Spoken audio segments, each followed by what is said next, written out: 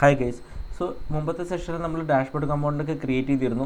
പക്ഷേ കുറച്ച് പ്രശ്നങ്ങളുണ്ടെന്ന് പറഞ്ഞു. എന്ന് വെച്ചാൽ ഡാഷ്ബോർഡ് റൗട്ടിലാണെങ്കിൽ ലോഗിൻ ചെയ്തിട്ടില്ലെങ്കിലും അത് ഡാഷ്ബോർഡ് എന്നെല്ലാം നമുക്കിവിടെ കാണിക്കുന്നുണ്ടായിരുന്നു.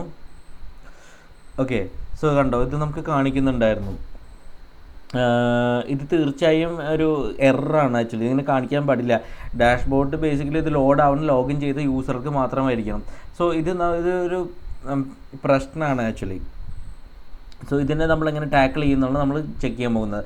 സോ ഇപ്പോൾ നമുക്ക് ഈ ഡയഗ്രാം ചെക്ക് ചെയ്യാം. സോ ലെഫ്റ്റ് ഹാൻഡ് സൈഡിൽ പബ്ലിക് കമ്പോണൻസ് ആണ്. ഈ components login form, sign form, ഇത് എല്ലാവർക്കും ആക്സസ് ചെയ്യാൻ പറ്റുന്ന കമ്പോണൻസ് ആണ്. ഓക്കെ, ഇവർക്ക് ഓതൻറ്റിക്കേഷൻ ഒന്നും ആവശ്യമില്ല. അതായത് ലോഗിൻ ചെയ്തിട്ടില്ലെങ്കിലും പെർട്ടിക്കുലർ ഈ കമ്പോണൻസ് ഒക്കെ കാണാൻ പറ്റും. നിങ്ങൾ റൈറ്റ് ഹാൻഡ് സൈഡ് നോക്കിക്കഴിഞ്ഞാൽ അത് പ്രൊട്ടക്റ്റഡ് കമ്പോണൻസ് ആണ്.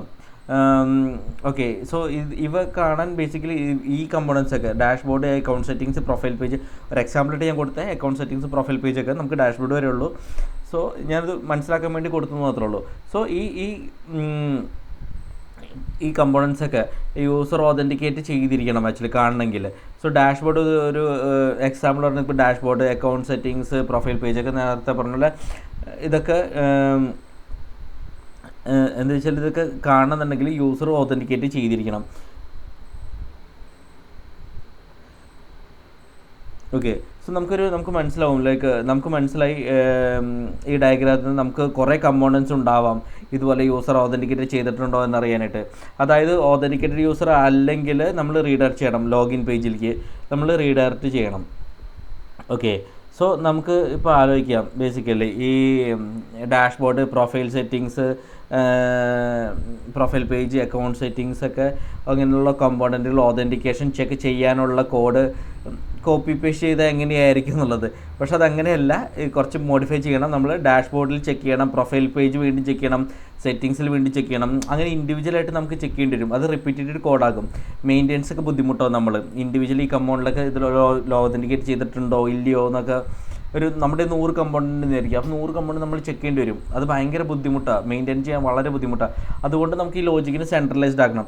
ഒരു പൊതുവായ റീയൂസബിൾ മെക്കാനിസം വെച്ചിട്ട് ഉപയോഗിച്ചിട്ട് നമ്മൾ സെൻട്രലൈസ്ഡ് ആക്കണം. സോ ഒരു സ്ഥലത്ത് മാത്രം ഈ ഓതൻറ്റിക്കേഷൻ വെരിഫൈ ചെയ്യുക, അതിന് നമ്മൾ റീയൂസബിളാക്കി എല്ലാ സൈഡും യൂസ് ചെയ്യാം. അതാണ് നമ്മൾ ചെക്ക് ചെയ്യാൻ പോകുന്നത്.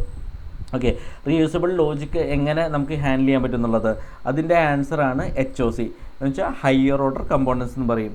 സോ ഹയർ ഓർഡർ കമ്പോണൻറ്റ് എന്ന് പറഞ്ഞാൽ ഒരു കമ്പോണൻറ്റിനെ ഇൻപുട്ടായി വാങ്ങിയിട്ട് അത് റാപ്പ് ചെയ്ത് പുതിയ എൻഹാൻസ്ഡ് കമ്പോണൻറ്റിനെ റിട്ടേൺ ചെയ്യുന്ന ഒരു ഫംഗ്ഷനാണ്.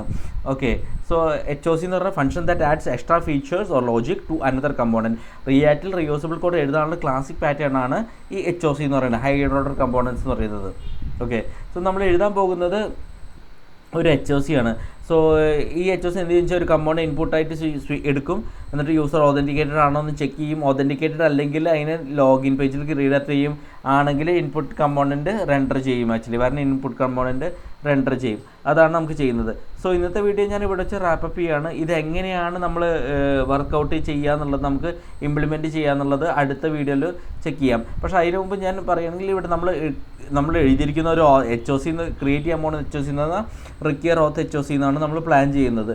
എന്നിട്ട് അതിൽ നമ്മൾ ചെക്ക് ചെയ്യും ഈ ലോജിക്ക് ഓതൻറ്റിക്കേറ്റഡ് ആണോ അല്ലയോ എന്ന് നമ്മൾ ചെക്ക് ചെയ്യും. സോ അതാണ് നമ്മൾ ഹാൻഡിൽ ചെയ്യാൻ പോകുന്നത്. സോ ഇന്നത്തെ വീഡിയോ ഞാൻ ഇവിടെ വെച്ച് റാപ്പപ്പ് ചെയ്യുന്നത്. ഇതിൻ്റെ ഇംപ്ലിമെൻറ്റേഷൻ ഞാൻ അടുത്ത വീഡിയോയിൽ പറയുന്നതാണ്. So thanks a lot, by.